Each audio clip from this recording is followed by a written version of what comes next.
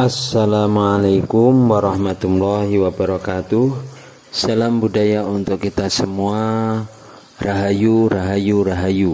Sahabat-sahabat kajian budaya dimanapun kita berada, dalam kesempatan kali ini semoga kita senantiasa diberikan rahmat, hidayah, dan inayah dari Tuhan Yang Maha Esa. Sahabat-sahabat kajian budaya dimanapun kita berada, pada kesempatan yang berbahagia ini kita akan membabar salah satu jenis keris pusaka lurus sebagaimana yang kita lihat dalam video ini, yang memiliki model seperti itu dinamakan dengan keris dapur sinom. Keris sinom adalah salah satu dapur keris lurus dengan ukuran panjang bilah sedang. Rincikan pada keris ini antara lain kembang kacang, lambe gajah 1, jalen, tikel alis, sogokan rangkap, serawean, dan gereneng. Keris dapur sinom termasuk keris yang cukup populer dan banyak dijumpai.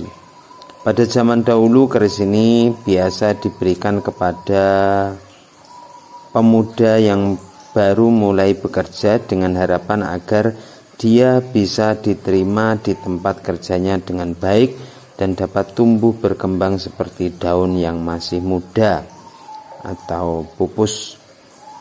Namun menurut sebagian pecinta keris pusaka bahwa keris dengan dapur sinom ini tidak hanya untuk para pemuda, akan tetapi untuk siapapun juga, baik itu masih muda, sudah dewasa, bahkan sudah tua. Karena sesungguhnya makna muda itu tidak hanya diperuntukkan untuk para anak muda, akan tetapi juga diperuntukkan kepada orang tua. Sebuah harapan semoga mereka akan memiliki sifat muda, karakter muda, yang mana muda tersebut berarti bermakna semangat, bekerja keras, pantang menyerah, sebagaimana jiwa-jiwa dan darah muda yang hendaknya memang dimiliki oleh setiap orang. Walaupun sudah tua, akan tetapi dirinya tetap memiliki jiwa muda. Itulah yang hendaknya dimiliki oleh setiap orang, baik itu muda, dewasa, maupun sudah tua.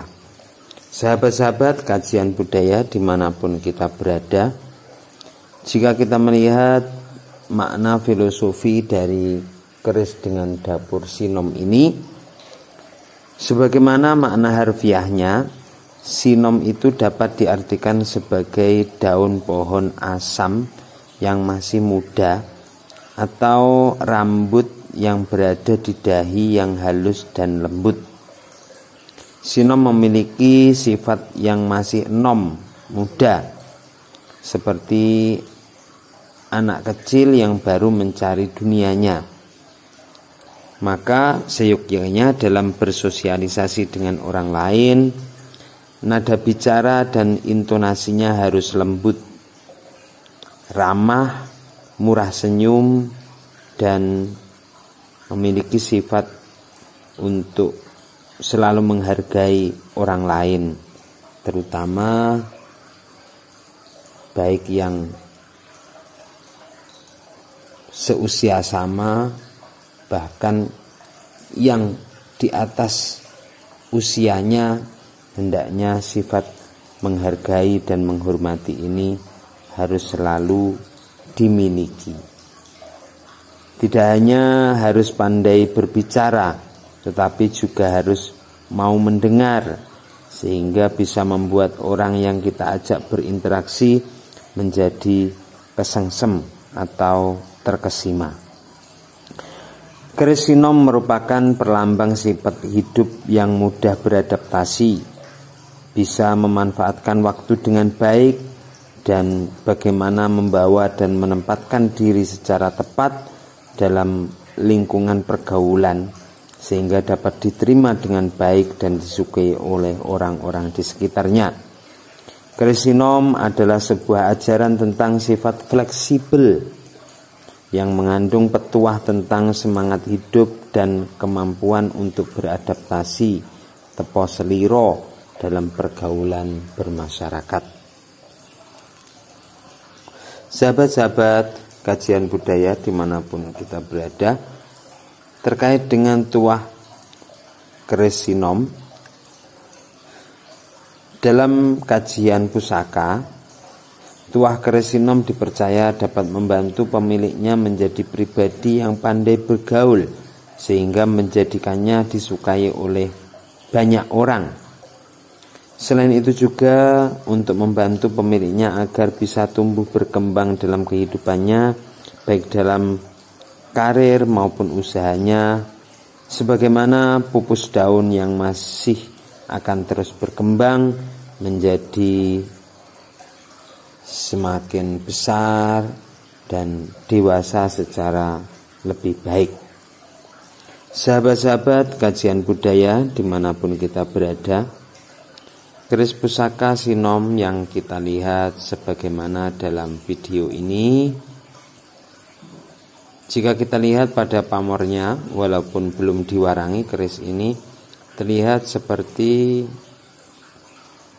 pamor melati, namun memang belum terlihat dengan jelas. Kemungkinan pamornya itu nanti adalah melati sinebar, atau paling tidak misalkan bukan melati sinebar, mungkin saja Wahyu Tumurun. Jika memang itu nanti adalah pamor melati sinebar, jika sudah diwarangi, maka keris dengan pamor melati sinebar itu nanti gambaran mirip dengan melati rinonce. Bedanya ukuran motif bulatan bunganya rata-rata lebih besar dan tidak terdapat garis pamor yang menghubungkan antara bulatan-bulatan di dalamnya. Bentuk bulatan pada pamor melati sinebar juga mirip dengan bulatan pada pamor bendo segodo. Pamor melati sinebar termasuk pamor melumah dengan motif lingkaran-lingkaran berlapis yang tersebar sepanjang bagian tengah bilahnya. Keris dengan pamor melati sinebar diyakini memiliki tuah terutama untuk memudahkan pemiliknya dalam mencari rezeki dan juga untuk mengharumkan nama pemiliknya. Melati sinebar artinya bunga melati yang tersebar atau bertebaran. Filosofi dari pamor ini adalah sebuah harapan agar pemilik keris dengan pamor melati sinebar dapat memiliki nama harum di masyarakat seperti aroma harum bunga melati yang bertebaran. Tetapi untuk memiliki nama harum di masyarakat tentunya harus diupayakan dengan perilaku yang baik di lingkungan sekitar, berbuat baik pada sesama dan melakukan hal-hal yang bermanfaat bagi sesama dan lingkungan.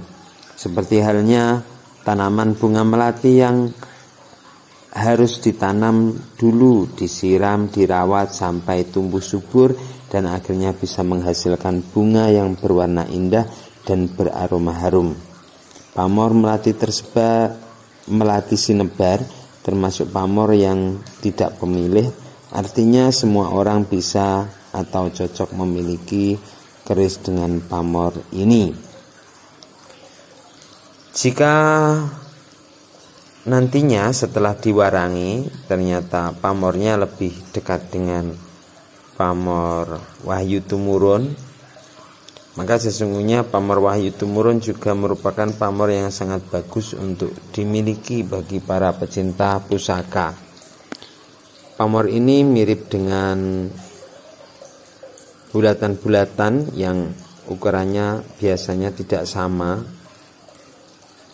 agak lonjong, agak bulat, yang seperti turun ke bawah.